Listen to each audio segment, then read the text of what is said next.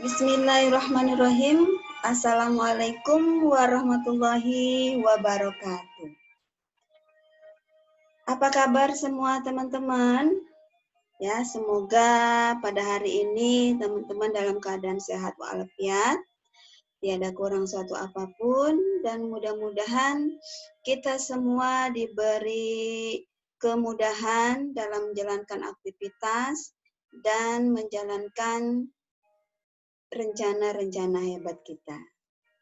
Baik teman-teman, pada hari ini kita akan memaparkan materi mengenai kegiatan seni kriya untuk anak usia dini. Namun sebelum kita masuk ke materi, tidak lupa saya ingatkan kepada teman-teman untuk mengisi absen atau daftar hadirnya pada hari ini ya. Jangan lupa ya. Nah, baik teman-teman, adapun isi paparan kita pada materi ini adalah yang pertama keterkaitan antar materi, ya materi-materi yang kemarin dan yang akan kita ikuti selama kegiatan bimbingan teknis belajar dari rumah ini. Jadi materi yang akan kita ampu bersama di sini ada 12 materi. Dan kemarin sudah kita belajar mengenai matematika yang menyenangkan, bahasa, kemudian pentingnya bermain bagi anak usia dini, musik dan gerak. Nah, pada hari ini kita akan mengikuti materi mengenai bermain seni kriya bagi anak usia dini. Ada apa saja dalam kegiatan materi pada hari ini mengenai seni kriya? Apa sih seni kriya? Nah, kemudian mengapa perlu bagi anak? Apa saja yang perlu disediakan oleh orang tua atau guru sebagai fasilitator? Terus contohnya kegiatan seni kriya anak usia dini itu seperti apa? Ya, apa yang harus dilakukan guru dan bagaimana cara berbicara terhadap anak tentang hasil karyanya. Nah, jadi itu adalah isi paparan yang akan kita ikuti nanti. Kemudian tujuan dari materi ini, ya kita harapkan bahwa teman-teman mengerti atau paham mengenai apa, mengapa, siapa, kapan, di mana, dan bagaimana pelaksanaan bermain seni kriya itu untuk anak usia dini. Nah, sekarang pertama, apa itu seni? Teman-teman ada yang tahu seni itu apa? Ya, seni itu adalah sebuah proses yang menggunakan kreativitas. Nah, jadi apa teman-teman? Adalah sebuah proses yang menggunakan kreativitas. Kemudian, melalui kreativitas, anak dapat membangun imajinasi, menyalurkan ide, dapat berekspresi, dapat bereksplorasi, dan dapat bereksperimen. Jadi melalui kegiatan seni ini, mewadahi anak usia dini untuk membangun imajinasinya, ya bereksplorasi semua hal-hal yang ingin dicobanya, sehingga dapat membangun atau menyalurkan ide-idenya, gagasannya, pengalamannya, seperti itu. Kemudian sekarang kita berbicara tentang seni kriya. Gimana teman-teman? Udah pernah dengar apa itu seni kriya? Ya, pernah dengar ya tentunya. Jadi seni kriya itu merupakan cara bagi anak untuk mengidentifikasi, membangun dan menghubungkan antara pengetahuan, minat, dan pengalaman, dan kemudian mengeksplorasinya melalui sebuah karya. Seperti itu. Jadi sebuah karya yang diciptakan dari pengetahuannya, kemauannya, pengalamannya, dan diekspresikan, ya, dituangkan ke dalam sebuah karya. Perlu tidak ya anak melakukan itu? Gimana teman-teman? Perlu ya tentunya. Kenapa perlu? Ya, salah satu beberapa alasannya dengan melakukan kegiatan seni kriya ini, anak bisa merefleksi perkembangan kognitifnya. Jadi di sini anak bisa menuangkan ide-ide, dapat menyelesaikan masalah, dapat berpikir kritis, memprediksi dan mencoba sesuatu yang baru. Kemudian untuk motoriknya juga bisa, ya. Jadi bisa mengembangkan kemampuan motorik sebagai bekal untuk kemampuan menulis. Nah, jadi membekali untuk kemampuan menulis, koordinasi anggota tubuhnya, kelenturannya, dan gerakan-gerakan yang dapat mendukung tumbuh kembangnya. Misalnya seperti kegiatan kalau melukis dengan jari, tentu otot-otot jari ini terlatih nantinya untuk memegang alat tulis untuk kesiapan menulis anak di jenjang pendidikan yang berikutnya. Kemudian dengan seni kriya ini juga anak dapat mengkomunikasikan, ya, tadi menyampaikan ide-ide, gagasannya dan pengalamannya. Dan dalam kemampuan bahasa juga bisa berkembang. Anak-anak bisa bercerita mengenai apa yang telah dia lakukan, apa yang dia buat, seperti itu. Kemudian jika kegiatan seni kriya ini dilakukan bersama-sama, juga dapat mengembangkan dan membangun kemampuan sosialisasi anak, membangun sosial, membangun kerjasama, dan apresiasi. Nah, lihat teman-teman di sini ya, coba perhatikan. Ada di sini 2 jenis karya seni kriya. Nah, menurut teman-teman, apa perbedaan dari 2 jenis seni kriya ini? Di bawah ada keterangan yang satu berbasis proses, yang satunya berbasis hasil. Apa ya perbedaannya? Nah, menurut perbedaan seni berbasis proses dan hasil, nih bisa dilihat di sini keterangannya ya. Kalau seni berbasis proses itu tidak ada instruksi atau langkah-langkah. Sementara kalau seni berbasis hasil, ada instruksi yang harus dilakukan, langkah per langkahnya. Kemudian kalau berbasis proses itu tidak ada contoh, sementara kalau yang berbasis hasil itu ada contoh. Terus kalau yang berbasis proses itu tidak ada konsep benar dan salah, nah sementara kalau yang berbasis hasil itu ada cara yang salah atau benar. Kemudian berfokus pada pengalaman dan eksplorasi alat dan media. Kalau yang berbasis proses, sementara kalau yang berbasis hasil, ada hasil akhir yang harus diharapkan. Nah, kemudian seni berbasis proses. Jadi di sini hasil karyanya unik dan original buatan anak sendiri. Sementara kalau berbasis hasil, itu hasil akhir setiap anak terlihat serupa. Begitu. Kemudian kalau berbasis proses menghasilkan pengalaman yang rileks, menenangkan. Sementara kalau yang berbasis hasil, anak-anak seringkali mengalami kesulitan ketika mengerjakannya. Terus anak dapat menunjukkan ekspresi dan perasaan anak jika berbasis proses. Sementara kalau berbasis hasil, guru-guru mungkin perlu memperbaiki kesalahan. Nah, Satu lagi, ide-idenya tidak dapat dicari dari internet kalau untuk berbasis proses. Sementara kalau untuk berbasis hasil, ada pola dan contoh yang bisa ditemukan di internet. Nah, gimana teman-teman? Udah ada gambaran mengenai perbedaan ini? Jadi pada intinya, kalau yang seni berbasis proses, itu adalah kegiatan diserahkan sepenuhnya kepada anak.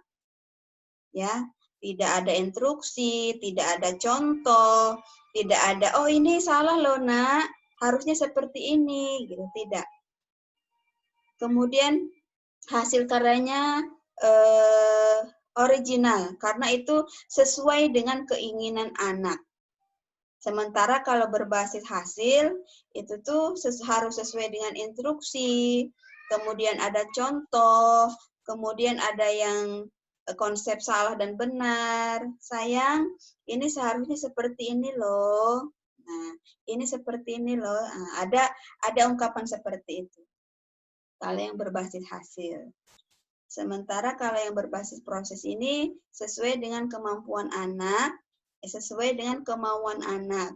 Dan sementara kalau yang berbasis hasil, itu adalah sesuai dengan perencanaan yang kita buat.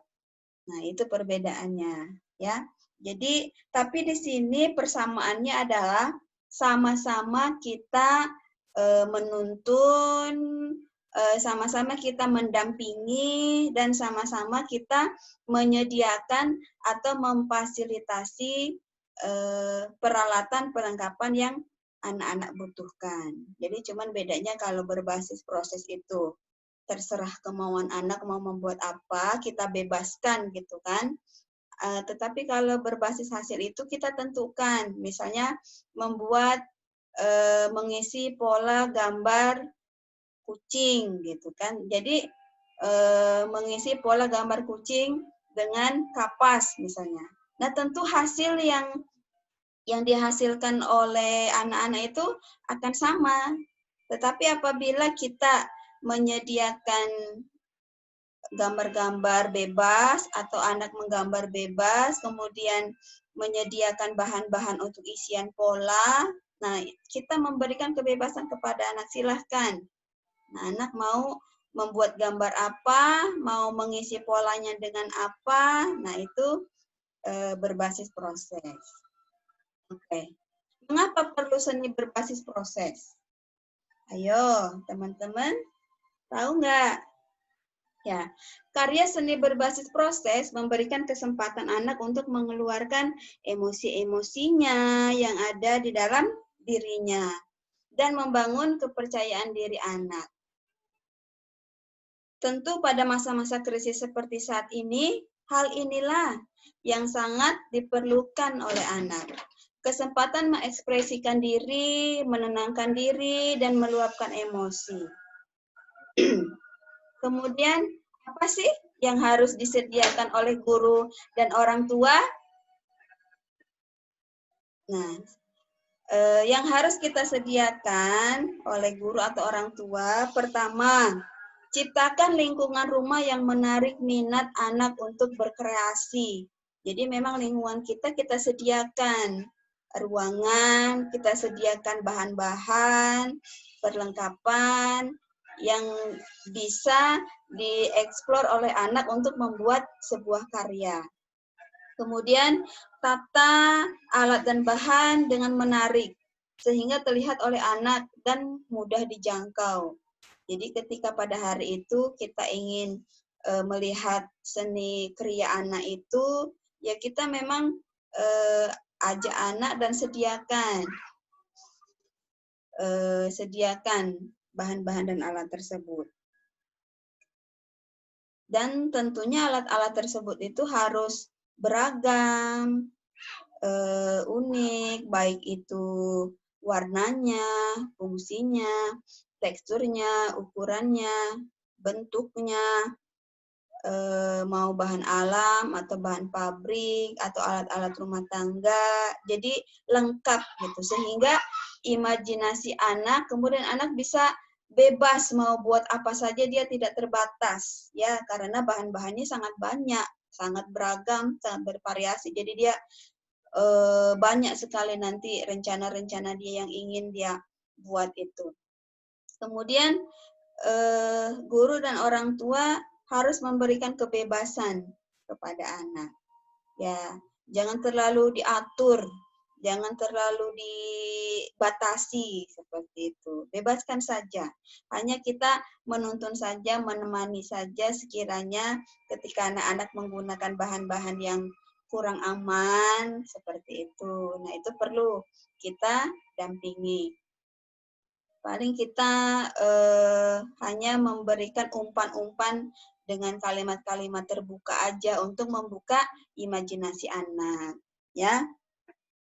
Terus orang tua atau guru juga memastikan suasananya nyaman, santai, mengasihkan ketika anak sedang berkreasi.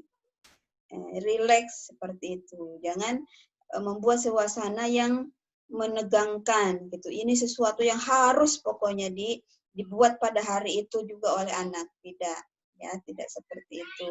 Jadi buatlah suasana yang nyaman. Kemudian sediakan tempat, alat, dan bahan yang dapat memancing rasa ingin tahu anak. Oh, ini apa ya? Gitu. Anak penasaran, ingin menyentuhnya, ingin menyobanya, seperti itu. Contoh kegiatan seni kriya yang dapat dilakukan di sekolah atau di rumah. Yuk, contohnya apa ya? Nah, contohnya ini, menggambar atau melukis, ya. Apa saja peralatan yang bisa digunakan oleh anak dalam kegiatan menggambar atau melukis? Nah, kira-kira teman-teman di sini tahu nggak perbedaan antara menggambar dan melukis? Sama tidak? Ya. Nah, dalam kegiatan menggambar dan melukis, biasanya kita menyediakan berbagai macam bahan alat untuk kegiatan ini seperti kuas, spong, bulu ayam, cotton bud, daun, benang, pelepah pisang, batu-batuan, kulit kerang, kelereng, pipet, ya, dan sebagainya. Kemudian bahan warnanya bisa menggunakan krayon, cat air, bahan-bahan alam, pewarna makanan, spidol, arang, dan sebagainya. Sedangkan medianya bisa menggunakan kertas, kardus bekas, di daun pisang, di kaos misalnya, atau di dinding, atau di papan, di tripek, dan sebagainya. Nah, ini contohnya hasil kegiatan melukis dengan jari. Nah, itu tadi perbedaan antara menggambar dan melukis. Coba cari ya jawabannya apa. Baik. Kemudian karya seni 3 dimensi. Nah, kalau tadi bahan gambar 2 dimensi ya. Nah, ini hasil seni dengan 3 dimensi. Nah, ini contoh-contohnya. Jadi kalau 3 dimensi itu tuh anak bisa memainkannya. Ya, bisa memainkannya, kemudian berbentuk, bisa dilihat, dipegang, diraba. Nah, contohnya seperti ini, kita menyediakan berbagai bahan-bahan dan alat yang ada di sekitar rumah, ya. Misalnya potongan-potongan kayu, triplex atau papan bekas, spons atau Lego, atau dengan pipa bekas, dengan kardus-kardus bekas, tutup botol, ya, dan sebagainya. Kemudian berkarya patung dari material lepasan atau bahan rumah tangga. Nah, ini ada gambar patung, ini buatan dengan menggunakan bekas kardus ya. Misalnya bisa juga dengan batu-batuan alam, biji pinus, roll tisu, ranting dan sebagainya, membuat membuat hewan dari botol bekas misalnya, atau membuat mobil-mobilan dari botol bekas atau kardus dan sebagainya. Nah, kemudian bisa juga mengajak anak untuk membuat seni karya dengan tanah liat dan pasir, ya. Artinya berkreasi dengan tanah liat dan pasir. Nah, tanah liat dapat diganti juga dengan plastisin, ya, kalau istilah kita plastisin atau play-doh, atau bisa juga kita mengajak anak untuk bermain dengan tepung, misalnya ketika kita mau lebaran gitu misalnya ya. Nah, kita bisa mengajak anak bersama-sama untuk mencetak atau membuat kue-kue lebaran itu gitu. Ya terserahlah, kita bebaskan kepada anak mau membuat bentuk apa ya, kita kasih bagian tepungnya untuk anak seperti itu. Biarkan mereka bereksplorasi. Jadi kita bebaskan dia mau membuat apa saja dengan clay misalnya ya, dengan play-doh ini, membuat patung kah atau membuat apa saja yang bisa dilakukan anak, misalnya ada yang menggunakan jari dengan menggulung atau memukulnya atau memotong misalnya sambil bermain masak-masakan gitu. Atau menambah dengan lost part lainnya, dengan media lost part ya, kemudian atau dengan menumpuk-numpuknya ya biarkan saja, terserah anak gitu mau membuat kreasi seperti apa, bebaskan saja. Kemudian apa sih yang harus dilakukan guru atau orang tua ketika anak sedang membuat karya seni? Ya, apa ya? Nah, tentunya ya yang pertama dampingi anak. Nah, dampingi anak.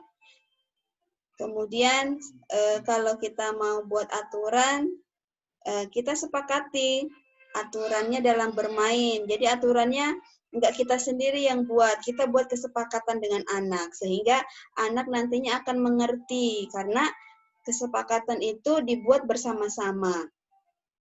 Halo sayang, nah hari ini anak ibu mau buat apa? Nah, ini ada bahan-bahan seperti ini, kira-kira anak ibu mau buat apa ya? Kemudian kalau misalnya biar rumah kita tetap bersih, kira-kira mainnya kayak mana ya? Nah, itu nanti kita umpan dengan pertanyaan-pertanyaan anak, kemudian anak, oh kita mainnya harus hati-hati, Ma. Oh, nanti harus begini. Nah, itu anak yang membuat aturan dan kita sepakati bersama-sama. Nanti ditambahkan oleh kita sebagai ibu atau ibu guru atau sebagai orang tua. Kemudian jangan lupa dikasih reward, ya, dikasih pujian. Nah, kita aja senang kan kalau misalnya hasil karya kita dipuji, itu tambah semangat gitu, seperti itu. Terus gunakan kalimat yang positif. Ya, jangan, loh, kok gini sih? Nah, nggak gini loh, gitu. Nah, tidak seperti itu, tapi, wah, udah bagus ya, udah cantik ya. Nah, jadi berilah kalimat-kalimat yang bisa membangun atau meningkatkan semangat atau kreativitas anak. Jangan sampai menjatuhkan. Udahlah, kalau gitu males lagi. Nah, biasanya kan anak seperti itu gitu. Jangan sampai mencela hasil karya anak. Ya, terus kita juga kayak mana nih menurut anak bunda nih hasil karyanya bagus apa enggak? Nah, kita berikan kesempatan kepada anak untuk mengapresiasi hasil karyanya sendiri atau hasil karya teman. Coba lihat ini, kalau menurut anak bunda, hasil karya yang seperti ini kira-kira bagus apa enggak, cantik apa enggak, gitu. Ya, ajak anak untuk mengapresiasi hasil karya. Kemudian ketika dia menceritakan hasil karyanya, Mama, lihat deh, aku buat gambar ini loh, ini gambar Mama, ini gambar Papa, seperti itu. Nah, itu kita dengarkan. Kemudian kita pancing lagi dengan pertanyaan-pertanyaan terbuka yang bisa menambah kosakata anak lagi untuk meningkatkan kemampuan bahasanya, dan dia bisa menjelaskan apa sih yang telah dia buat, menjelaskan karya yang telah dia buat itu. Nah, terus gimana ya caranya berbicara dengan anak tentang hasil karyanya? Nah, ini ada contoh-contoh pernyataan-pernyataan. Misalnya, wow, warna hijaunya sangat terang. Campuran warna apa yang digunakan? Nah, ketika ada warna hijau, di sini kita menggali wawasan anak untuk pencampuran warna. Atau, cara kamu menggunakan krayon kali ini berbeda loh. Nah, apakah hasilnya sama dengan yang kemarin? Kok berbeda ya? Bagaimana tadi caranya? Gitu. Atau yuk kita coba lagi mencampurkan air ke dalam tepung dengan takaran yang berbeda, apa yang terjadi? Nah, ini tepungnya 1 gelas, kemudian kalau airnya 1 gelas, gimana hasilnya? Terus kalau misalnya tepungnya 1 gelas, airnya setengah gelas, gimana ya hasilnya? Nah, itu nanti akan dilakukan juga oleh anak. Nah, apa hasilnya dan apa pernyataan anak mengenai hasil pengamatannya itu. Jadi di sini juga ada konsep-konsep sains yang bisa dipelajari oleh anak dalam kegiatan seni kriya ini. Kemudian kita ajak anak untuk menggambar atau menggambar atau melukis dengan menggunakan bahan-bahan lainnya. Semua kita ajak coba. Yuk sekarang gimana ya kalau kita membuat gambar ini dengan bahan ini? Apa ya hasilnya? Bagaimana ya gitu. Terus kira-kira anak Bunda besok mau mewarnainya dengan bahan apa ya? Nah, kita tawarkan lagi kepada anak. Oh, Bunda besok mewarnainya pakai krayon ya, misalnya gitu. Kalau pakai arang, gimana coba? Nah, jadi dari pertanyaan, pernyataan itu harus ada konsep penggalian wawasan anak mengenai konsep warnanya, sainsnya, misalnya bahasa anaknya, tapi tetap dengan menggunakan kata-kata yang positif.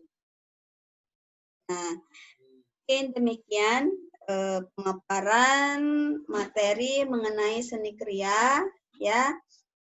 Lebih dan kurangnya saya ucapkan mohon maaf.